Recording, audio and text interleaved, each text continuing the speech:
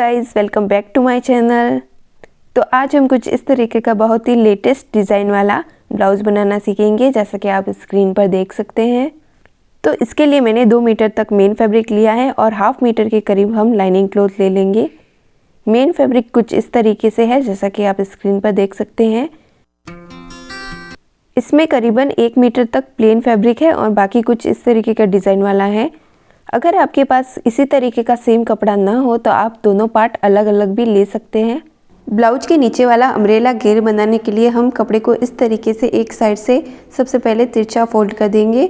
अभी हम इसकी मार्किंग करेंगे, तो इसके लिए हम क्या करेंगे, सबसे पहले वेस्ट की साइज़ ले लेंगे और इसको इस तरीके से 4 बार फोल्ड करके और फिर इसे इसके ऊपर इस तरीके से तिरछा रखेंगे और एक रफ लाइन ड्रॉ कर देंगे कुछ इस तरीके से।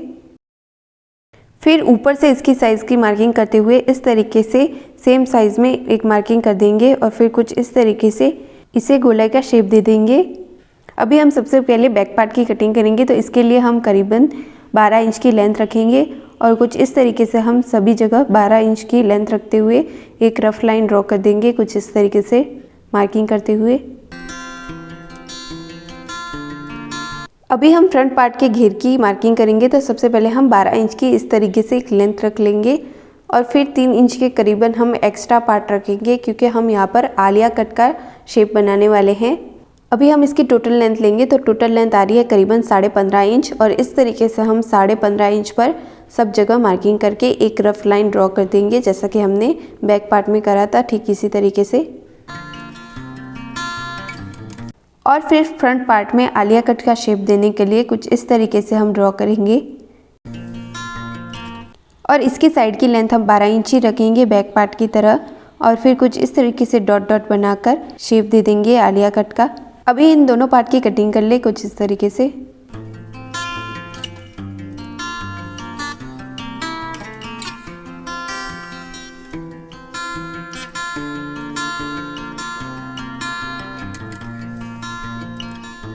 और इस तरीके से फ्रंट पार्ट की कटिंग हो चुकी है। यहाँ पर हम ऊपर की साइड इस तरीके से छोटे छोटे सल लगाएंगे। अभी हम इस तरीके का मेन फैब्रिक का एम्ब्रॉयडरी वाला पार्ट लेंगे और इसको कुछ इस तरीके से डबल फोल्ड कर दे, जैसा कि आप देख सकते हैं। कुछ इस तरीके से मैंने इसे डबल फोल्ड कर दिया है।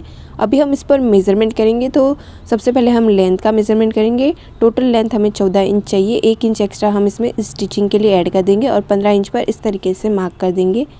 फिर दोनों साइड इस तरीके से एक स्ट्रेट लाइन बना ले। शोल्डर की टोटल साइज़ हमारे पास 14 इंच है और डीप नेक के लिए हम यहाँ पर 6 इंच पर मार्क कर देंगे और शोल्डर की विड्थ हम करीबन 3 इंच तक रखेंगे। अभी हम आर्म होल की लेंथ लेंगे, तो आर्म होल की लेंथ मैंने करीबन 6 इंच तक रखी है। इस तरीके से एक मार्क कर देंगे और एक बॉक्स बना देंगे। बैक आर्म होल बनाने के लिए हम यहाँ से 1 इंच का इस तरीके से डॉट बनाएंगे और फिर कुछ इस तरीके से आर्म होल का शेप दे देंगे। अभी हम फ्रंट पार्ट के लिए नेक की लेंथ लेंगे, तो मैंने यहाँ पर नेक की लेंथ रखी है करीबन 7.5 इंच और फिर कुछ इस तरीके से पत्ती का शेप बनाते हुए हमने नेक ड्रॉ कर दिया है। आप अपने अकॉर्डिंग कोई भी अलग शेप दे सकते हैं। अभी हम फ्रंट पार्ट के लिए आर्म होल ड्रॉ करेंगे, तो यहाँ से हम करीबन 1.5 इंच ऊपर एक डॉट लगाकर इस तरीके से आर्म होल का शेप दे देंगे। अभी हम चेस्ट के लिए मार्किंग करेंगे, तो चेस्ट की टोटल साइज़ हमारे पास 35 इंच, तो 35 को इस तरीके से 4 टाइम फोल्ड करने के बाद यहाँ पर रखेंगे और यहाँ पर एक मार्क लगा देंगे इस तरीके से और फिर यहाँ से हम मार्जिन रखेंगे, तो 2 इंच का मैंने मार्जिन रखा है। मार्जिन आप अपने अकॉर्डिंग रख सकते हैं। अभी हम वेस्ट के लिए मार्किंग करेंगे, तो वेस्ट की टोटल साइज़ है हमारे पास 31 इंच। इसको भी हम इस तरीके से 4 टाइम फोल्ड करेंगे, जैसा कि आप देख सकते हैं, और यहाँ पर एक मार्क कर देंगे। और जो हमारे बीच में टक्स लगेगा, इसके लिए हम 1 इंच एक्स्ट्रा रख रहे हैं और बाकी का हम मार्जिन छोड़ देंगे और फिर कुछ इस तरीके से हम इसकी कटिंग कर लेंगे। और सबसे पहले हम बैक आर्म होल की कटिंग करते हुए इस पूरे को कट कर लेंगे इस तरीके से।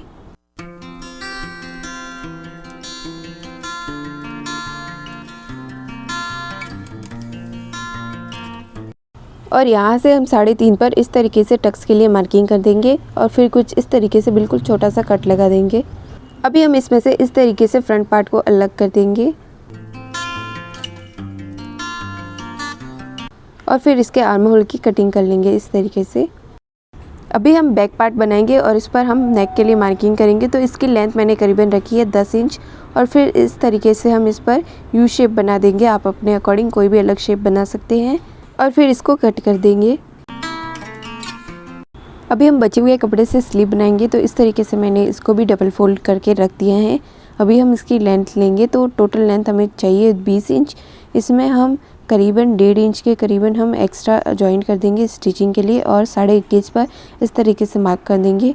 अभी हम इसकी विड्थ लेंगे, तो विड्थ मैंने यहाँ पर आर्म होल की साइज़ के बराबर रखी है और कुछ इस तरीके से हम यहाँ पर एक मार्क कर देंगे और यहाँ से करीबन 3 इंच डीप देने के बाद इस तरीके से हम स्लीव के लिए मार्किंग कर देंगे और यहाँ से करीबन 1 इंच का गैप रखते हुए इस तरीके से हम फ्रंट के लिए भी स्लीव बना लेंगे। अभी हम स्लीव का बॉटम लेंगे, तो यहाँ पर मैंने स्लीव का बॉटम रखा है करीबन 4 इंच तक और 1-1.5 इंच तक हम मार्जिन रख लेंगे और फिर कुछ इस तरीके से यहाँ पर एक तिरछी लाइन बनाकर स्लीव ड्रॉ कर देंगे और फिर इसकी कटिंग कर लेंगे कुछ इस तरीके से।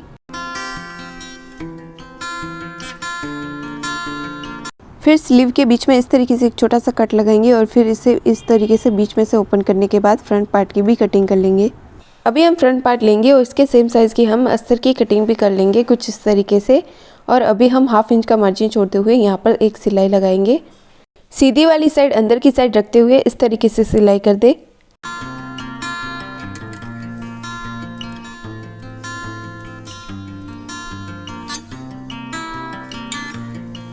फिर एक्स्ट्रा बचे फैब्रिक की कुछ इस तरीके से कटिंग कर देना है और फिर कुछ इस तरीके से छोटे छोटे कट लगा देना है पूरे नेक में ताकि नेक आसानी से फोल्ड हो सके। और फिर मेन फैब्रिक को कुछ इस तरीके से अंदर की साइड पलटेंगे और फिर हम यहाँ पर एक फिनिशिंग सिलाई लगा देंगे।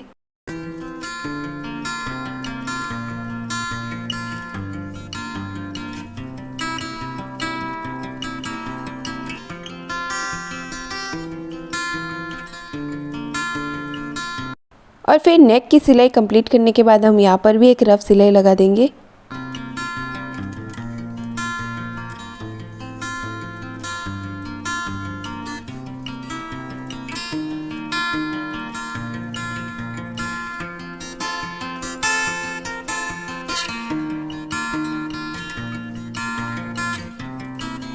और एक्स्ट्रा बचे फैब्रिक की कुछ इस तरीके से कटिंग कर ले।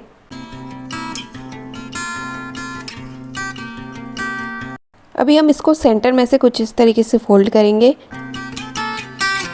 और फिर हम फ्रंट में आलिया कट का शेप देने के लिए कुछ इस तरीके से सेंटर में से इस तरीके से मार्किंग कर लेंगे। फिर इसकी कटिंग कर लेंगे। अभी हम यहाँ पर वेस्ट के लिए मार्किंग करेंगे, तो वेस्ट की टोटल साइज़ है हमारे पास 31 इंच। तो इसको हम 4 टाइम फोल्ड करने के बाद इस तरीके से सेंटर पार्ट से रखते हुए यहाँ पर एक मार्क कर देंगे और यहाँ पर हम करीबन 2 इंच का मार्जिन रखेंगे और फिर इस तरीके से हल्की सी तिरछी कटिंग ले लेंगे और कुछ इस तरीके से हमारा फ्रंट पार्ट रेडी हो चुका है। अभी हम बैक पार्ट लेंगे, तो इसकी भी हमने सेम साइज़ में अस्तर की कटिंग कर ली है और राइट साइड अंदर की साइड रखते हुए और नेक बना लेंगे और ठीक फ्रंट पार्ट की तरह इसे भी हम रेडी कर लेंगे।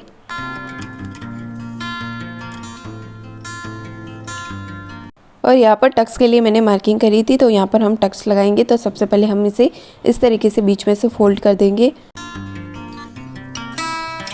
तो टक्स की विड्थ मैंने करीबन 1/2 इंच तक रखी है और इसकी लेंथ आप अपने अकॉर्डिंग रख सकते हैं। तो मैंने कुछ इतनी सी लेंथ रखने के बाद इस तरीके से एक तिरछी सिलाई करके टक्स बना दिया है कुछ इस तरीके से और ठीक इसी तरीके से हम दूसरी साइड भी टक्स बना लेंगे।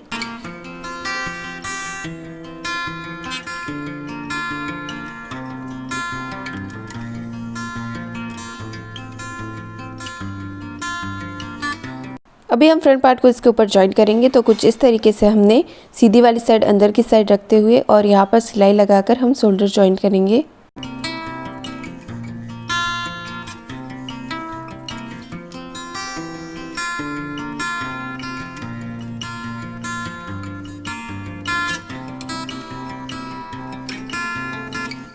अभी हम स्लीव की कटिंग को लेंगे और इसमें से हम एक स्लीव को इस तरीके से अलग करने के बाद हम स्लीव के बॉटम में कुछ इस तरीके से पट्टी फोल्ड करेंगे। तो 1/2 इंच अंदर की साइड फोल्ड करते हुए यहाँ पर सिलाई लगाकर हम नीचे की ओर पट्टी फोल्ड कर देंगे। अभी हमने आर्म होल को ओपन कर दिया है और यहाँ पर स्लीव जॉइन करेंगे। तो बैक पार्ट की कटिंग को हम बैक पार्ट पर रखेंगे और फ्रंट पार्ट की कटिंग को हम फ्रंट पार्ट पर रखते हुए इस तरीके से सेंटर में से हम स्लीव को जॉइन करेंगे, जैसा कि आप देख सकते हैं।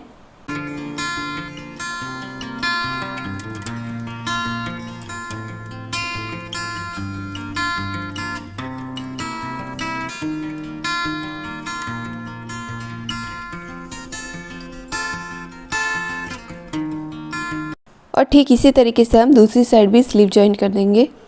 तो कुछ इस तरीके से मैंने दोनों स्लीव को जॉइन कर दिया है।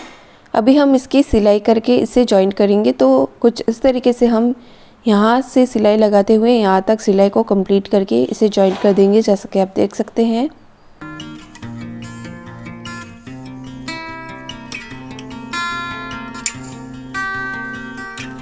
बॉटम पार्ट को अटैच करने के लिए 1 इंच का गैप रखेंगे और ठीक इसी तरीके से हम दूसरी साइड भी सिलाई लगाकर जॉइन कर देंगे। अभी हम बॉटम पार्ट को अपर पार्ट से जॉइन करेंगे। तो इसके लिए हम क्या करेंगे, सबसे पहले हम बैक पार्ट को बॉटम पार्ट से अटैच करेंगे। तो हम बैक पार्ट की बॉटम पार्ट की कटिंग को लेंगे और इसके ऊपर कुछ इस तरीके से रखते हुए हम इसे जॉइन करेंगे। इस तरीके से यहाँ पर सिलाई लगाकर इसे जॉइन कर देंगे।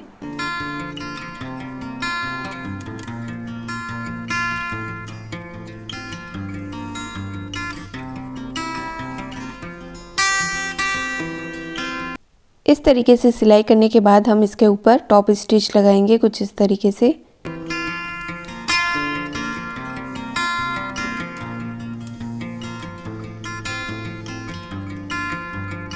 अभी हम फ्रंट पार्ट के बॉटम पार्ट की कटिंग लेंगे और इसके ऊपर हम बिल्कुल छोटे छोटे इस तरीके से यहाँ से सल लगाते जाएंगे और इसके ऊपर एक सिलाई लगाकर इसे कंप्लीट कर देंगे।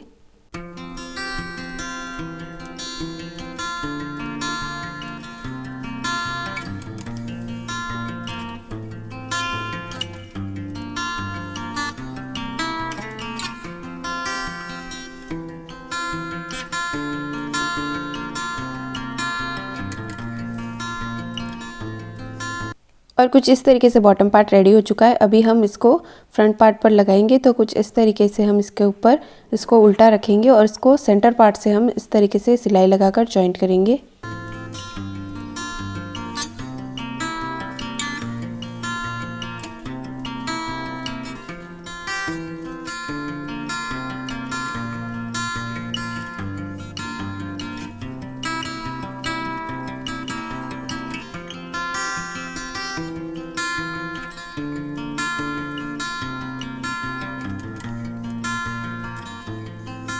और फिर इसके ऊपर भी एक टॉप स्टिच लगा देंगे।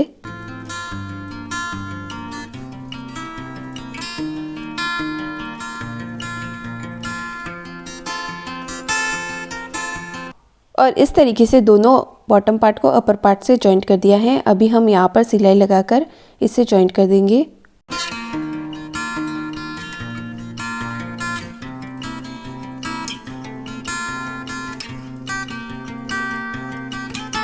और ठीक इसी तरीके से मैंने दूसरी साइड भी सिलाई कर दी है।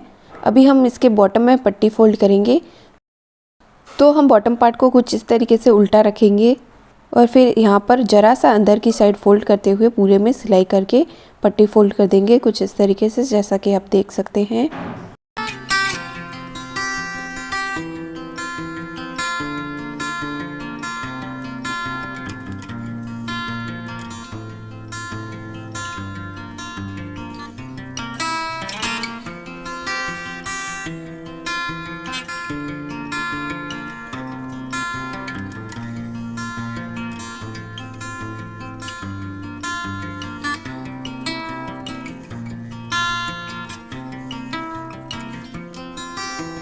तो कुछ इस तरीके से हमारा बहुत ही सुंदर सा और प्यारा सा ब्लाउज बन के रेडी हो चुका है।